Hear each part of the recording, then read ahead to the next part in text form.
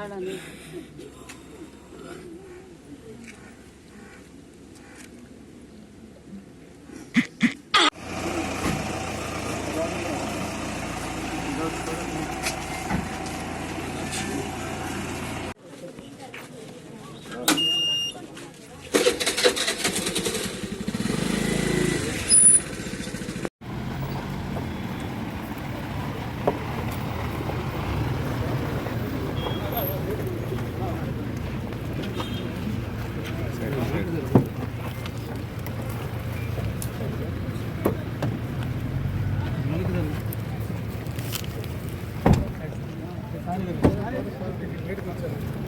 Sir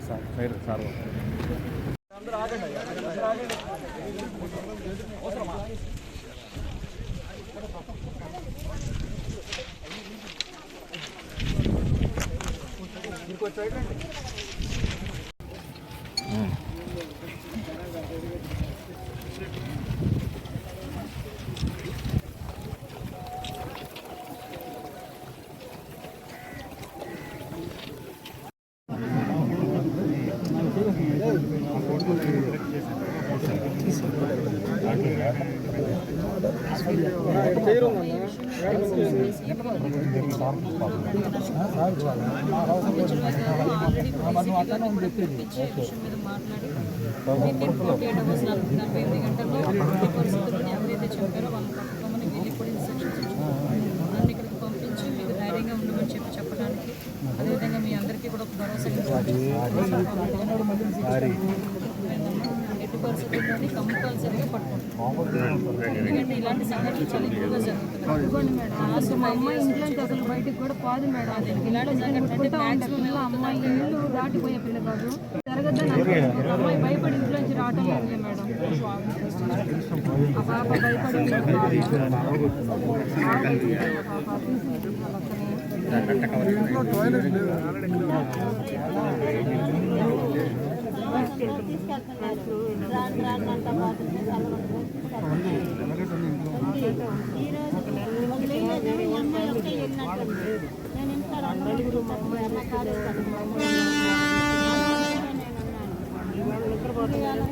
ఒకటే వచ్చేసినట్టుంది.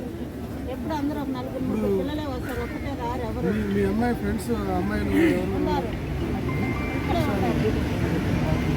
కొత్తగా వచ్చేస్తుంది అమ్మాయి, ఒకటే రాదు. అమ్మాయి భయం ఎక్కువ రావాలి.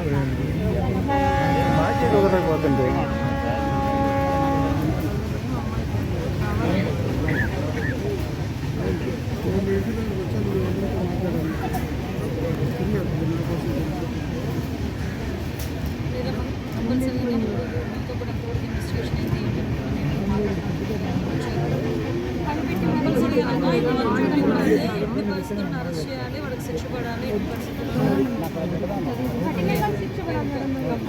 అమ్మాయిని చేశారు మేడం. అమ్మాయిని చూసి మేమే తట్టుకోలేకపోయాం.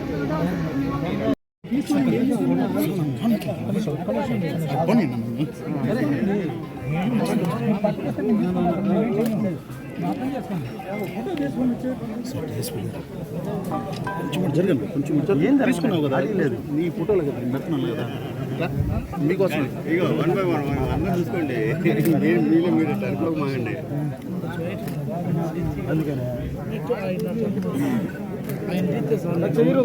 ఎక్కడికి వస్తుంది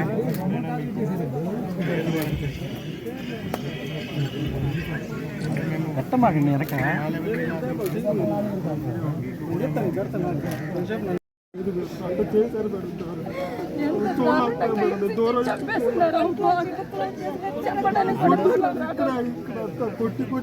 వాసిపోయింది. చిన్నగా మేడం అమ్మాయిని చేసి మాకైతే గుండె రాయి అయిపోయింది. అసలు మా వల్ల కాటం లేదు.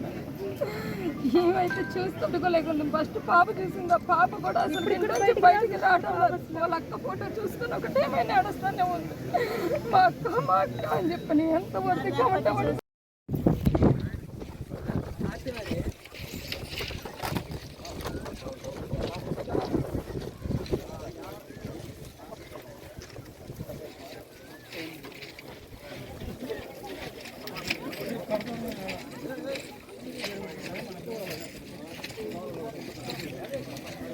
Gracias. At the same time ఆ కుటుంబం కూడా చాలా పేద కుటుంబం. ఆ అమ్మాయి టైలరింగ్ చేసుకునే బతికి ఆ కుటుంబాన్ని పోషించుకునే పరిస్థితి అమ్మాయిది. అటువంటి సందర్భంలో వాళ్ళ ఫాదర్ కూడా నేత పని చేసే మనిషి. ఆ అమ్మాయి నిజంగా అమ్మాయి కుటుంబాన్ని పోషిస్తుందనే చెప్పాలి. అటువంటి కుటుంబం పోషించే అమ్మాయి ఈరోజు అకస్మాత్తుగా హత్యకు గురవడం నిజంగా ఆ కుటుంబానికి తీరని లోటు. ఆ కుటుంబానికి మేమేదో డబ్బులు ఇచ్చి ఆ అమ్మాయి సిచ్యువేషన్ని మేము కొనడం అనేది కాదు. డెఫినెట్గా గవర్నమెంట్ పరంగా అమ్మాయికి ఎక్స్గ్రేషియా ఇవ్వాలి, అమ్మాయికి భరోసా ఇవ్వాలి. గవర్నమెంట్ తరఫున కూడా కుటుంబానికి అమ్మాయిని తిరిగి తీసుకురాలేము, ఎవరు కూడా తీసుకురాలేము. కానీ ఆ కుటుంబానికి ఎంతో కొంత గవర్నమెంట్ నుంచి భరోసా కావాలి కాబట్టి గౌరవ ముఖ్యమంత్రి గారు 10 లక్షల రూపాయలు ఎక్స్గ్రేషియా కూడా ప్రకటించడం జరిగింది. అది యాజ్ ఎల్ యాజ్ పాసిబుల్ ఆ కుటుంబానికి ఎమ్మెల్యే గారి చేతుల మీదుగా కూడా అది ఇవ్వడం జరుగుతుంది.